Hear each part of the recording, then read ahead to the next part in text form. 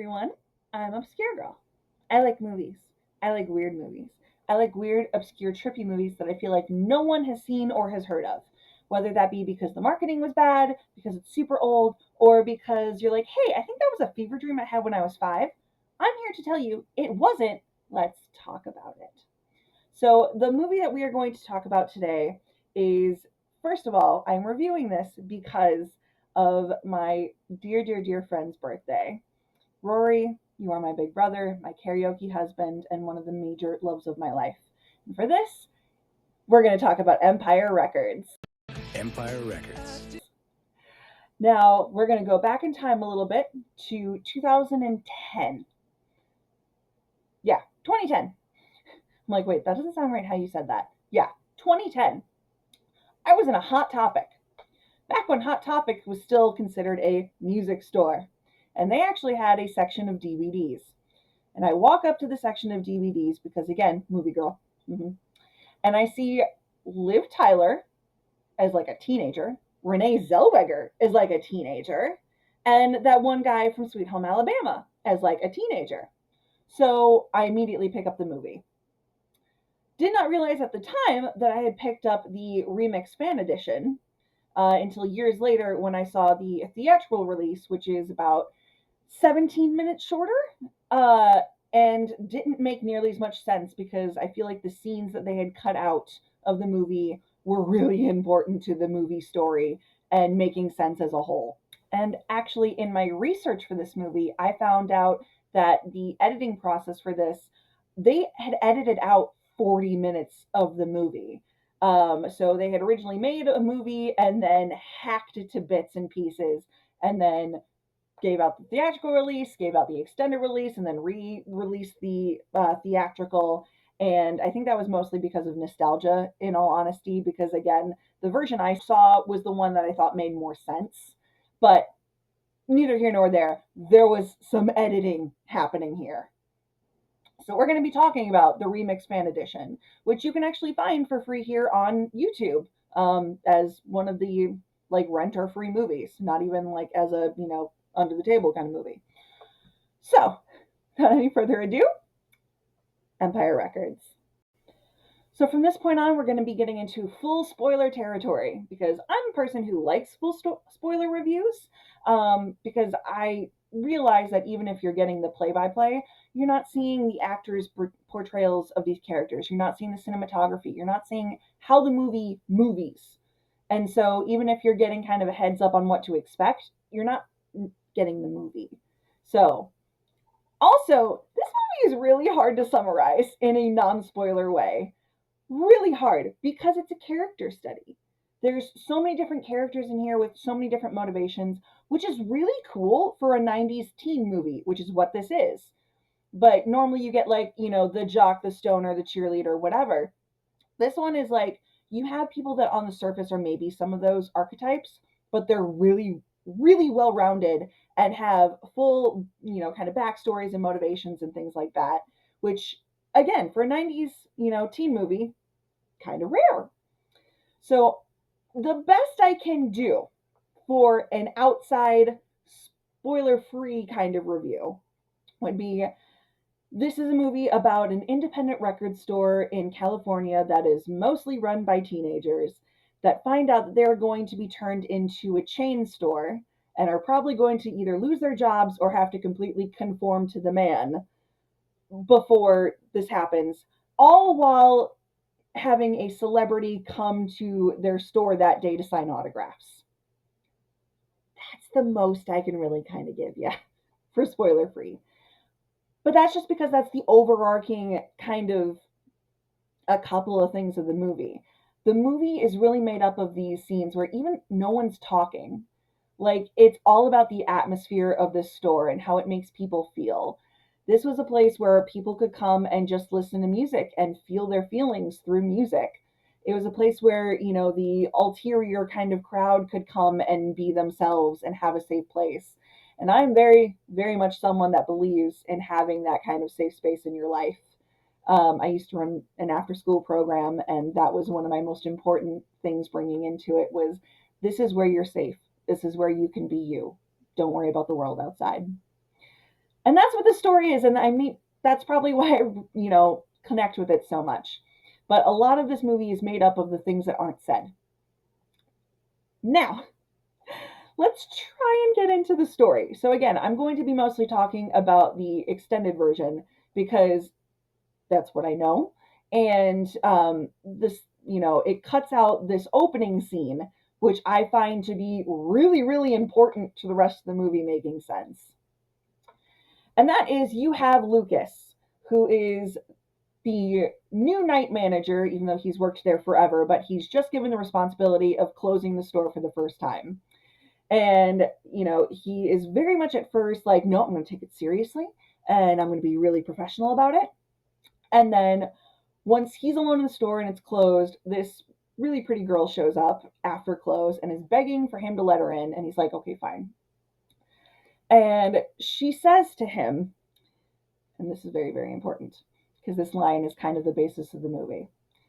Do you think the story is already written, or do you think one bold and courageous act can change the course of history? So after that point, she leaves, and Lucas is now like, all right, I'm going to get into all of Joe's stuff. Joe being the manager, who is also his adopted father, we find out later. They, have a very father son kind of relationship, but it's shown later that, yeah, he adopted him. But he's getting into his drums, his cigars, and he goes through his desk and he sees that the Music Town contract agreement, meaning that their store, Empire Records, which has always been an independent place, is going to be turned into a chain where there will be no tattoos allowed, no gum chewing, no, heavy metal music, nothing like that. In a music store, first of all, what are you doing? What kind of chain is that? I don't like it. But 90s. And I read somewhere that they said this movie is filled with so much Gen X angst. And I get that. I get that very much. As someone, I'm a millennial, but I'm kind of an elder millennial, and I was, surrounded by Gen Xers. I married a Gen Xer. So, I always kind of grew up with that kind of angst as well, I think. I don't know, kind of. So I get it. Um, so Lucas goes and he takes the night deposit and takes it to Atlantic City. So he takes over $9,000 to Atlantic City because he thinks he is destined to save the store with this money. And he goes in and he's, pulling a slot machine and winning for the people behind him. And he's very much driven by, he's got the universe on his side, it seems. And he even says, I'm driven by a force much greater than luck. Force much greater than luck. And he wins and doubles his money. And then he's like, you know what? Let it ride. And he goes, with this money, I'm going to save my home, save my friends, and yeah, I'll buy y'all a drink. Um, and then he loses. And he loses everything. And at that point, you see Lucas snap. And that all was cut out from the theatrical version. So all of this setup, all of this, motivation cut out. And then you go to the next morning where Joe is going to open the store. You have AJ, who is an artist. He's like super cute. He's been working at the store forever. He's also like, he's still a young guy, like probably 18, but he lives on his own already. And then Mark, who is the guy from Sweet Home Alabama. He played like the best friend or whatever. So cute in this. He's adorable.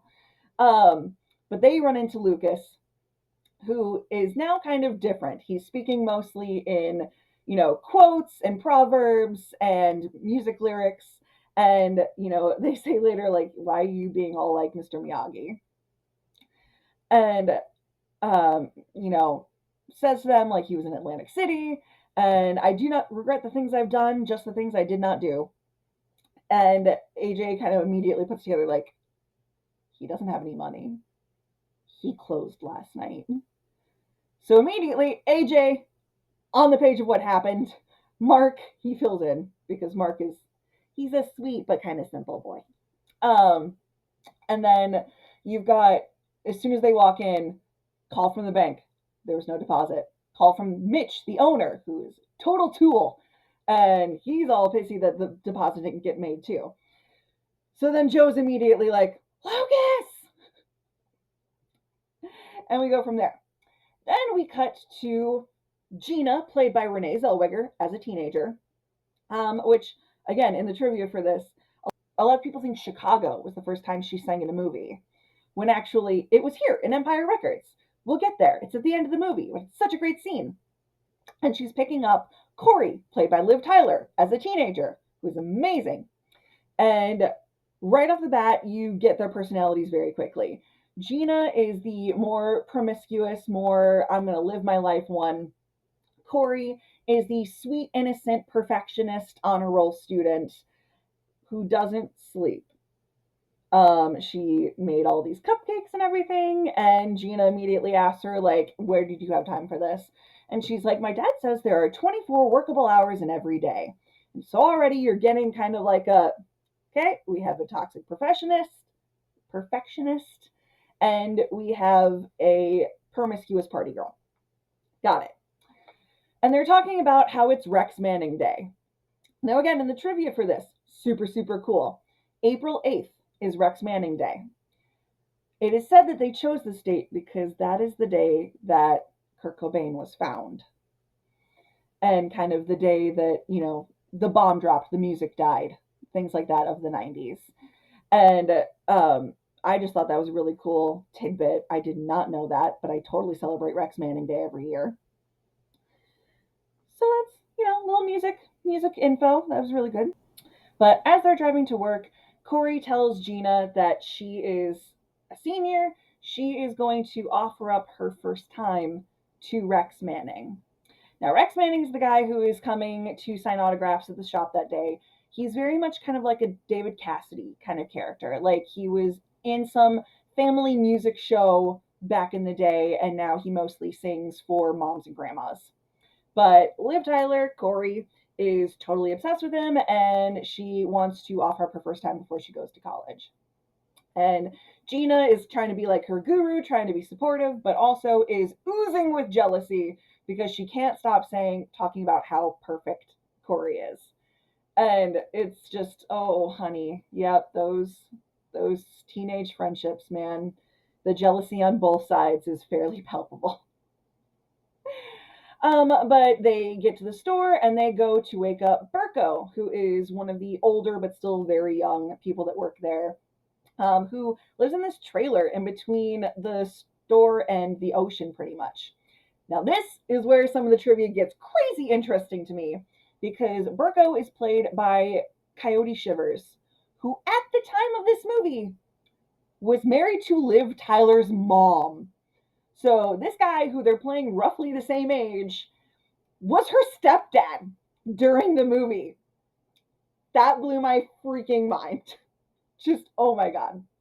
But anyway, they get there, and AJ immediately fills them in on what's going on and everything with Lucas.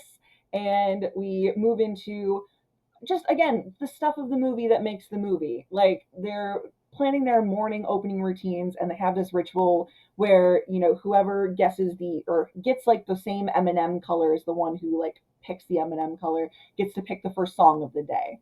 And, after I've worked in retail, like I worked at Hot Topic for a hot minute, just those kind of things that's very much like, oh, that's so cute. Like, that's totally how they do things, and that whole like family style kind of retail community, which is nice if you're lucky enough to find one.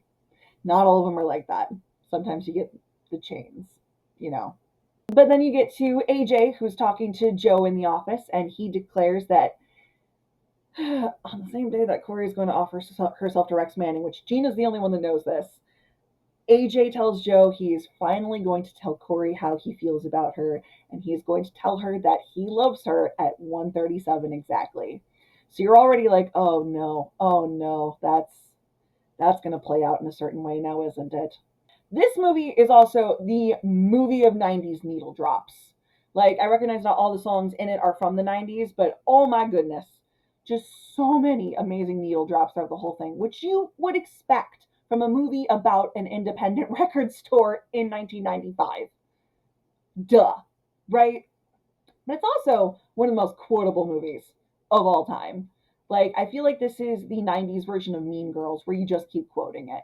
Again, I'm dedicating this episode to my friend Rory because we are constantly quoting this movie to each other like a second language. Just constantly. But then Corey's little sister shows up with Corey's Harvard acceptance letter. And once again, everyone's celebrating and stuff. And Gina's jealousy comes out even more. Like, she's really, really upfront, like, oh my God, I'm so happy for you. But then she's like, you're getting out of here. And it's very clear that in that moment, she's like, I want to get out of here.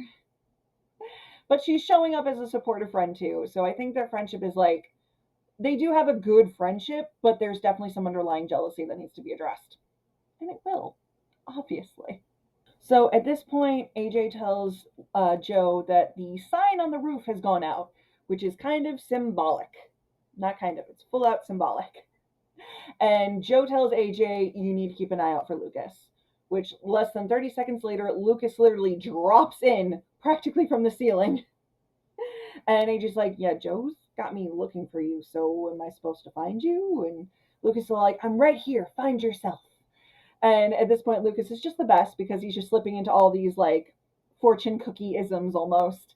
And that's when Joe shows up, and there's this great line where it's like, Lucas, Joe. It cracks me up every time. Lucas! Joe! And, you know, Joe's like, where's the money, Lucas?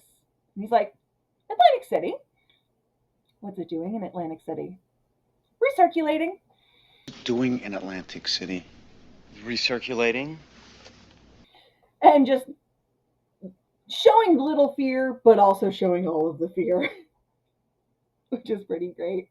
And then we have another great needle drop moment where it's just them playing a great song, and you go around to the whole store where people are like dancing or they're crying in a listening booth because they used to have listening booths in CD stores. That was even like before my CD listening time. Like when this came out, I was only allowed to buy tapes because they were cheaper and I couldn't break them. Um, so I totally missed out on the listening booth. That totally cool. But you got people like making out in them, and you've got people crying, and you've got this girl like ballet dancing, and Mark is totally like right behind the ballet girl, like crushing on her so hard. It's so cute. Then you've got Corey's dad sends flowers, saying for the top of her class in Harvard, and she just goes, "Nothing's ever good enough for him." And Gina's like, I'm sure he didn't mean it like that. And she's like, yeah, you did. So again, one of those like, oh God, no, just all of the pressure. Nothing's ever going to be good enough. Pressure, pressure, pressure. Coming partly from outside, but a lot from inside. And this is where we enter Deb, played by Robin Wright from The Craft, who shows up and she is super, super cranky. Um, and let me just take this opportunity right here to say I relate so hard to the main three girls in this movie. Like at one point in my life or another, like I grew up the Corey. And then I had very much a Deb moment where, depression, messed up home life, all this other stuff. And then slowly kind of turned into a little bit of a Gina as well. you know, college does it to all of us, right? And then some of us stay that way.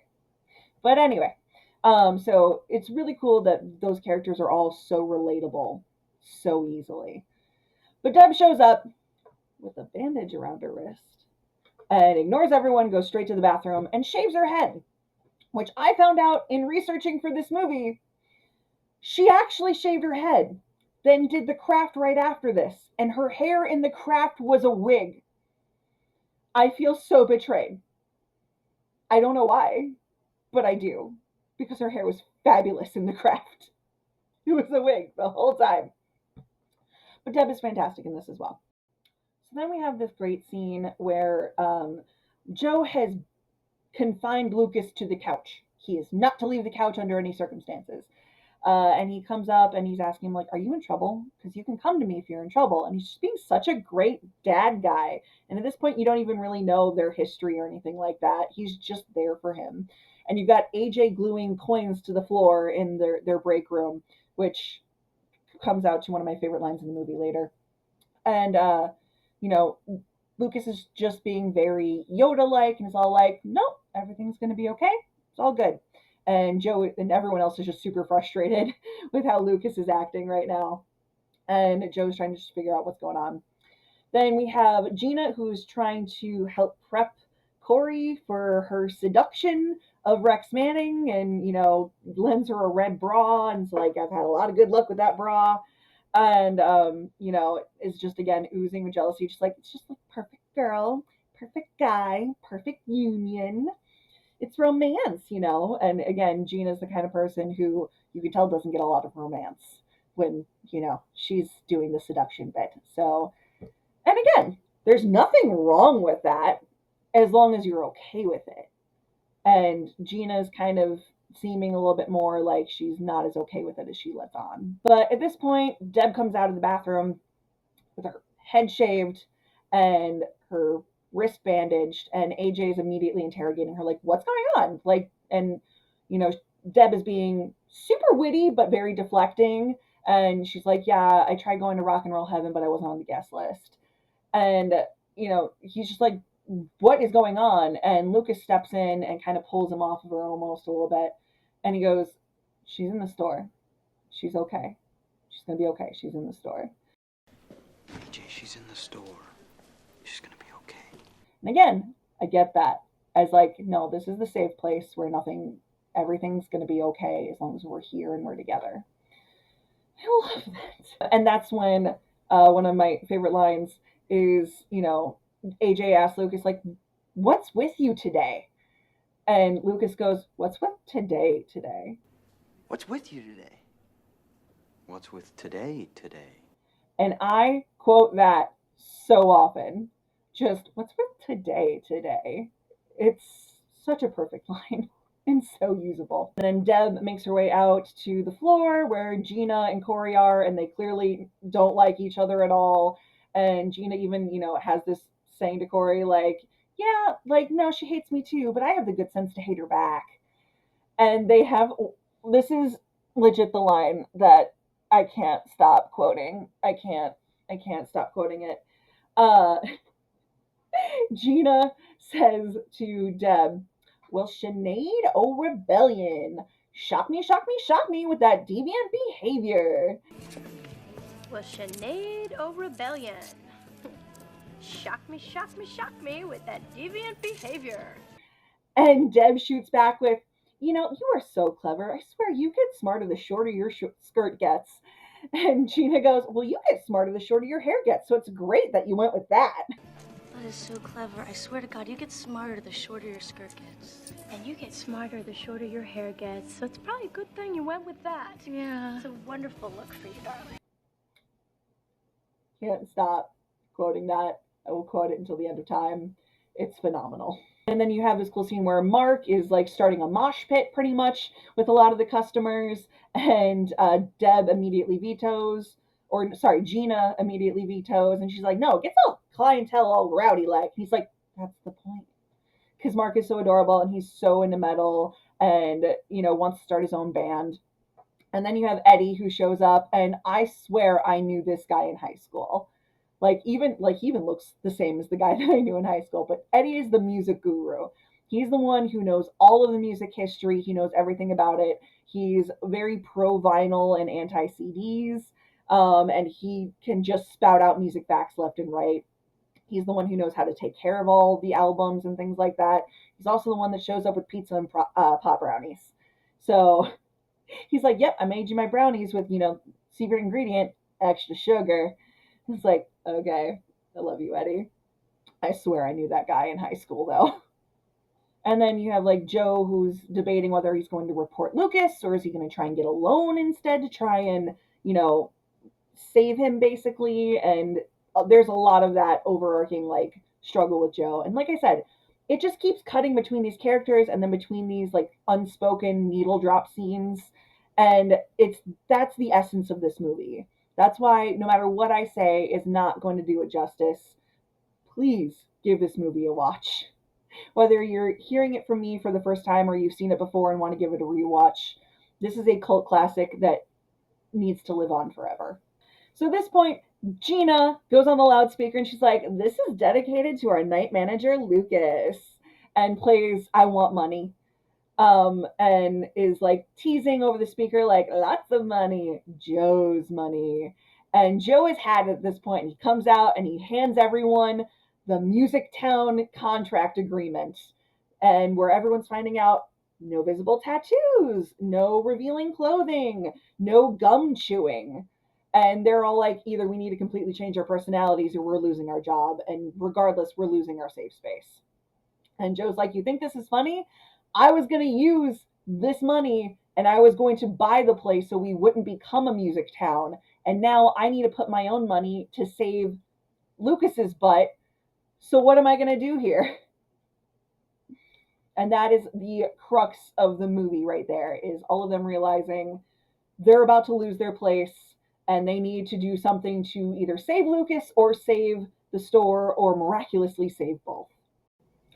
And this is where we get to the quote that I end up posting just about every Rex Manning day, where Mark is standing on the balcony and he goes, "We mustn't dwell. No, not today. We can't. Not on Rex Manning Day." And they start playing Video Killed the Radio Star as they're setting up for Rex Manning to show up, which again is a great little just nod to music history there, because that was the first ever music video played on MTV. So again, just a great, there's so many little musical Easter eggs throughout this whole thing, which is fantastic. But as they're having this great needle drop montage moment, Lucas is kind of looking out, but he can't leave the couch. And he's like, "Joe, I'm going to leave the couch now, Joe." And he takes a cushion with him because he spots a shoplifter. There is a younger, probably like 14, 15-year old like teen in there who is clearly swiping some CDs. And Lucas ends up having this fantastic scene where, first of all, he's like mentally messing with him before he leaves the store, and then has this phenomenal chase scene where, I'm not gonna lie, Lucas actually looked kind of hot in some of these, because it's like you would see that the kid would be like running out and then Lucas would just pop up and like pose for a second, and it was just like, okay, hi Lucas. And then the kid actually runs back into the store, and you've got Deb and Gina just commentating, like, "Isn't it customary to leave the scene of the crime?" And she's like, "Definitely an amateur." And you just got Gina's like, "To your left, you'll see the night manager, Lucas, chasing a shoplifter, which will be, chopped up and boiled and served to our first 100 customers. Just another tasty treat for you from the gang at Empire Records." Like, I love it. I love it. I love it so much. So then they finally end up catching him, and you never find out this kid's name in the movie, which is funny because he's like a big character from this point on. But he just says his name's Warren Beatty, so we just call him Warren the rest of the movie, and that's it. So now we have Rex Manning and his manager Jane show up, and Rex is a dick. Surprise, surprise. The guy who is now just kind of working the old lady circuit, for shows and autographs and things like that, is a total tool. And he's just like, "God, really?" And, Jane's all like, "Oh, there's no small gigs, blah, blah, blah." And it's, and Jane is played by Debbie Mazur, I believe her name is. And she's been in a couple things. I always really like her. So that was cool. And then Rex is played by, I'm gonna forget his name right now, so just, I'm gonna put it right here. But he played Michael in Grease 2, which that's just what I know him from. So, I don't know. And then they just catch Warren and everything like that. And Rex comes in just as Gina comes out of like the back room wearing nothing but underwear and a Music Town apron. She's like, "I think they're torn on the revealing clothing. I think so." And then they all just start dancing around, and Warren is already like drooling all over Gina, and Rex walks in and she's like, "Welcome to Music Town. May I service you?" This movie's so quotable. I can't stop. I can't stop it. This is just how it goes. I'm sorry. Not sorry. But they have this great scene where they're having Warren take pictures, like for the cops with all the CDs he took, and then Rex shows up and just starts posing for pictures with him, totally oblivious that he's taking pictures for the cops. But Rex goes out and he starts signing autographs, and it's all older women. Or there's a couple younger ones, like, that goes, "Oh yeah, it's for my mom. Like, I've never even heard of you." And there's even this one priceless scene where an older lady starts like practically opera singing his song "Say No More, Mon Amour" to him, and everyone's just like, "Yeah, okay." And he's like, "Oh God." So very clear, this dude is a bit of a has been. And you go back to the back room, and there's a great scene where Warren is bonding with Lucas and AJ, kind of. And my favorite line in the movie has so many great lines. Warren starts trying to pick up the coins that AJ glued. And he's like, "Why'd you glue these down?" And AJ's like, "I don't have to explain my art to you, Warren."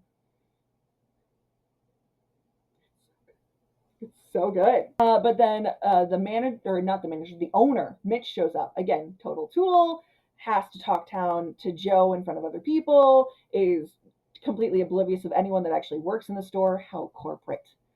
But then, like, Joe ends up deciding that he is going to give a fake deposit to Mitch to give to the bank. He just stuffs the deposit bag with a bunch of paper, and he's going to try and still find a way to stall and save Lucas because he's a great dad. And enter Burko again, secretly Liv Tyler's stepdad during filming. Yeah. But he's just asking about Deb because him and Deb are a thing. And they tell him about the bandage, and he's like, "Oh God, really?" And just immediately starts looking for her. Um, And then you've got the scene where Jane starts talking to Joe and they totally bond, and it's such a meet cute, and just kind of like both talking about how their lives aren't where they want to be, and she's complaining about working for Rex, which obviously she's complaining about working for Rex. He's horrible. And somehow he accidentally convinces her to quit, even though that's not what he was trying to do. And she's like, "Wait, can you just wait until after he's done? Oh God." And then you get one of the coolest scenes in the movie where Joe plays on the jukebox "If You Want Blood" by AC/DC, and he starts playing along with the drums.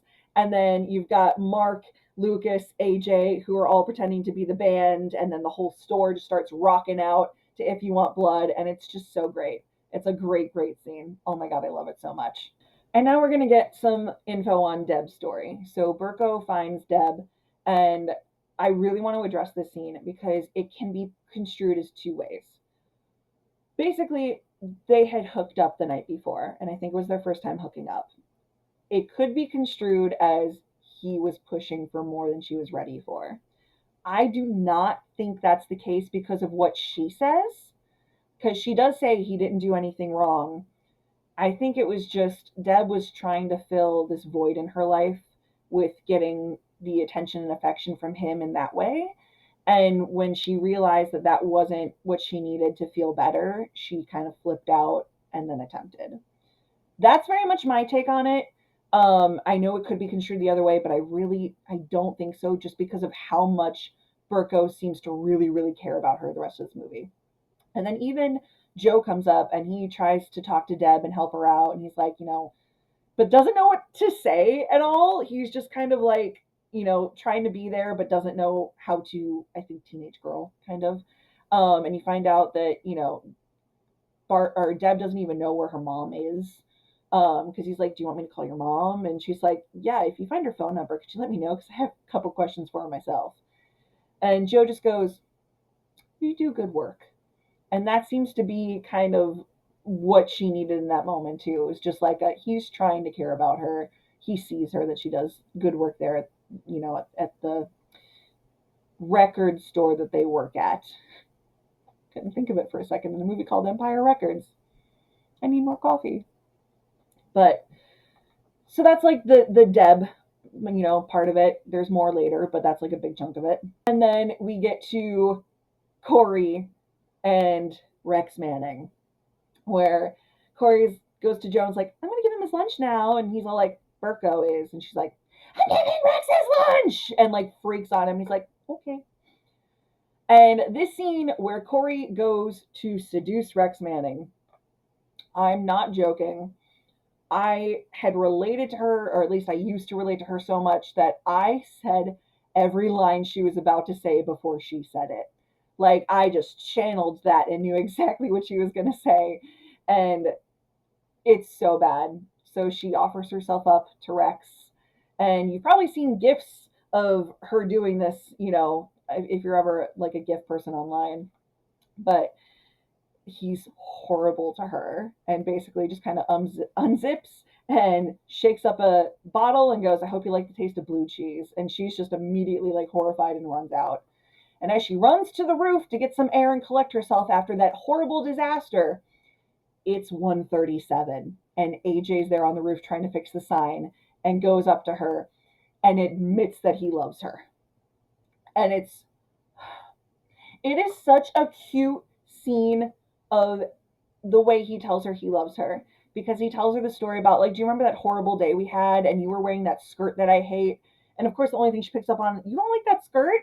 He's like, no, I hate that skirt, but it's good that I hate that skirt, because I thought to myself, if I can love her in that skirt, then this must really be it. And that's when he admits that he loves her. And she's like, I cannot handle this right now. And tells him she just offered herself up to Rex Manning. So now he's humiliated and crushed. She's humiliated and crushed and completely overwhelmed. And they just, go their separate ways after that point. And it's so sad. It's so sad. And then even after that, Gina tries to help Corey, and Corey just slut shames her.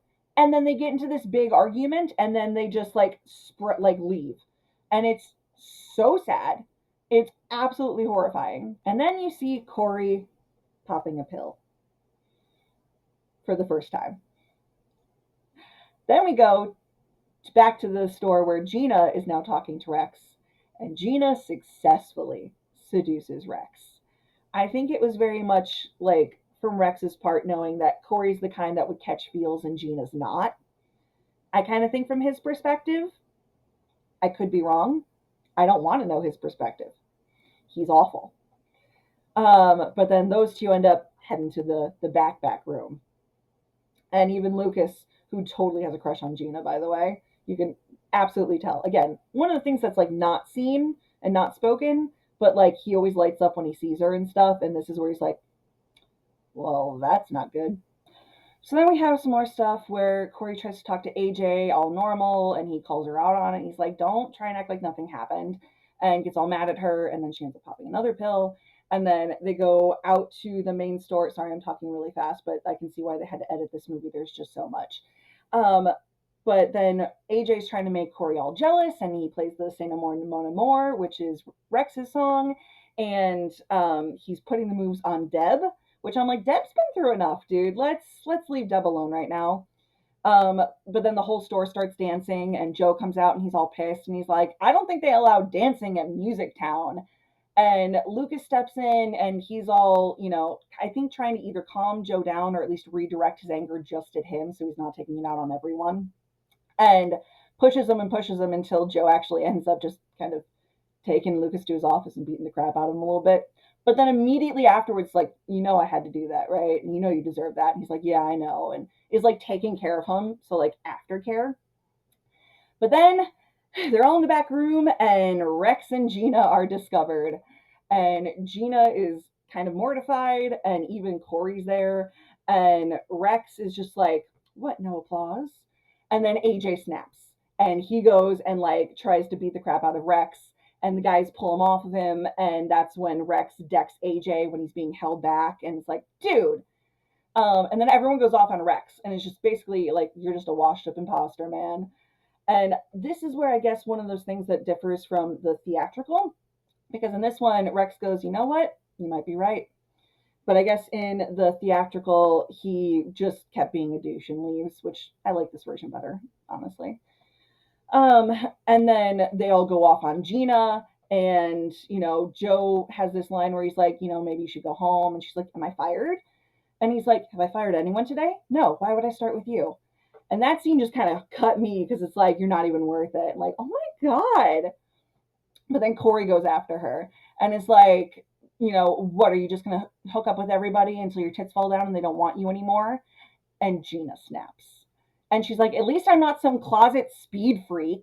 And takes her pills and starts throwing them at her. And it's just like, this is for your perfect body and your perfect school and your perfect future. And then she's like, it's always about her. And that's when Gina exits and Corey flips. And this is the downside of speed showing its ugly head because she goes in barbarian frenzy rage mode. And she goes out into the main store and she's like, rips up all of the Rex merch, and she starts beating the crap out of it, and they all pull her off. And even when they pull her off, you see her pupils are crazy, like dilated, and she's just like breathing heavy, just feral animal. And Deb is the one who's like, I can take care of her. And they actually have this cute scene in the bathroom where Deb is taking care of Corey. And it's really hilarious because also in the scene, Deb uses the bathroom, and I just kind of wanted to address it for a second because this is the first time I'd ever seen that in a movie. Just full out like peas, wipes, and go, they have this sweet moment, and she's like, let's save our Hallmark moment for later and flush. I'm like, my God, okay, cool. And then they have this cute, like, just little scene where Mark is eating Eddie's brownies and is watching a Guar music video, and then it kind of hallucinates himself in the Guar music video, and then he gets eaten, and it's hilarious. So then Jane comes back, and it's pretty cute and everything, and you totally know her and Joe are going to get together now. And then the really, really important scene in the movie, Corey invites everyone to Deb's funeral.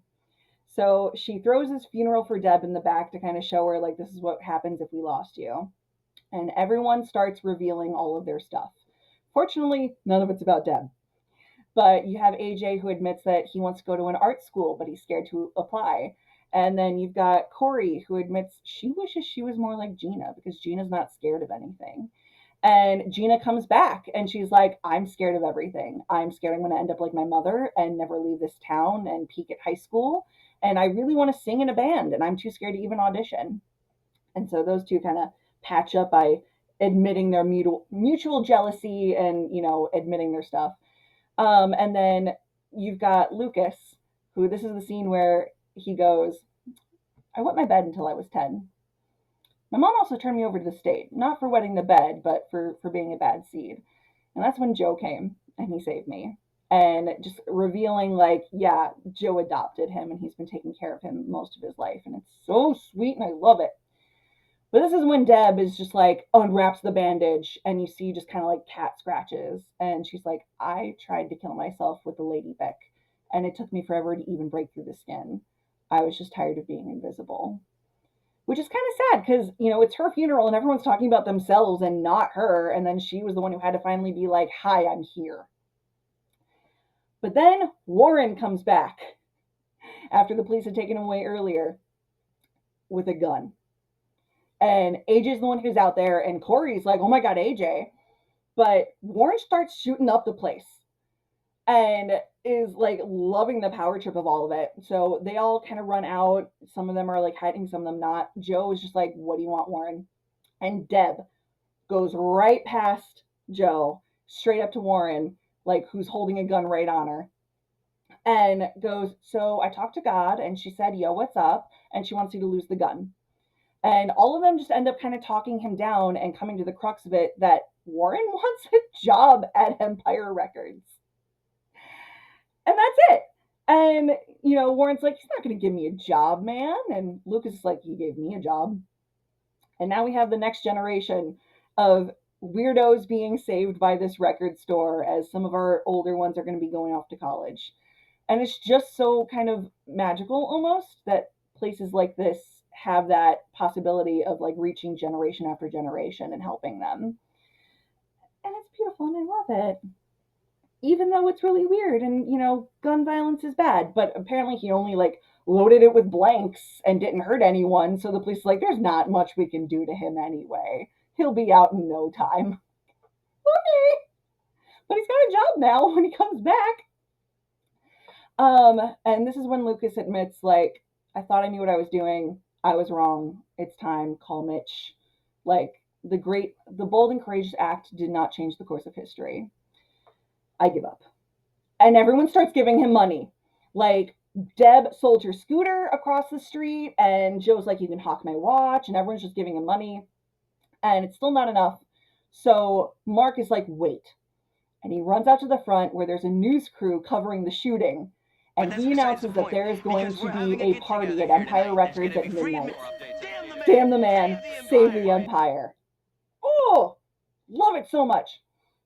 and they throw a party. They throw a huge party. All these people of all different types and cliques and, walks of life show up. All the people that have been shopping there, and, there's a bunch of hippies coming out of the BW bus, and they're, all these like bikers are coming, and they're, selling beer, and they're selling merch and all this other stuff. And Mitch shows up, the owner, and he's like, "Why do I get the feeling I'm being royally screwed here?" And Joe goes, "Because you are, Mitch." And Mitch stands up for, or not, no, Joe stands up for Lucas, and Lucas stands up for Joe to Mitch. And basically, they're just like, "We all quit."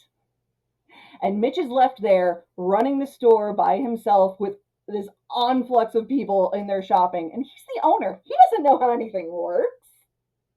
Duh. So they end up raising all the money, though, from this party. And you've got Burko's band playing on the awning with Gina singing. And they're singing the song Sugar High. And it is such a high of a moment. It gets you so pumped and feeling amazing. And it's just, I love it. I love it so much. It's so fun. So phenomenal. And then, so they raise the money and Joe goes back in and Mitch goes, "I hate this place. You love it. Let me sell it to you. Cheap." And now Joe owns Empire Records. And it's amazing. Happily ever after. And we cut to Lucas, who's like in the office, and he's like, "Perfect." Well, almost perfect. Cut to AJ on the roof, still trying to fix the sign. And Corey shows up and just starts yelling at him and pushing him around. And is basically just like, "You are so special. And the fact that you don't know that you're so special means you know nothing. And I did love you, except it was more than love and not just some stupid feeling in my stomach like everything else is." So much. I love it. I love it. I love it. I might have seen this movie too many times. Um, but they kiss, the sign lights back up, and we end the movie with everyone dancing on the roof, living their happily ever after. And it's such a beautiful scene of this chosen family dancing around together and literally like into the sunset. And it's so great. And I love this movie. And it's made for those weirdos and outcasts, and I'm one of them. So if you've seen this movie, let me know in the comments. If you watched this movie because of watching this, let me know in the comments. If you guessed what movie I was going to cover from my Guess the Episode short, let me know in the comments. I love this movie. I hope you love this movie. I want this. My older friends know about this. My friends my age don't. I want this movie to be a cult classic that lasts generations and generations. So please help me do that. Rory, happy birthday. I love you so much. I've been Obscure Girl, and the rest is confetti.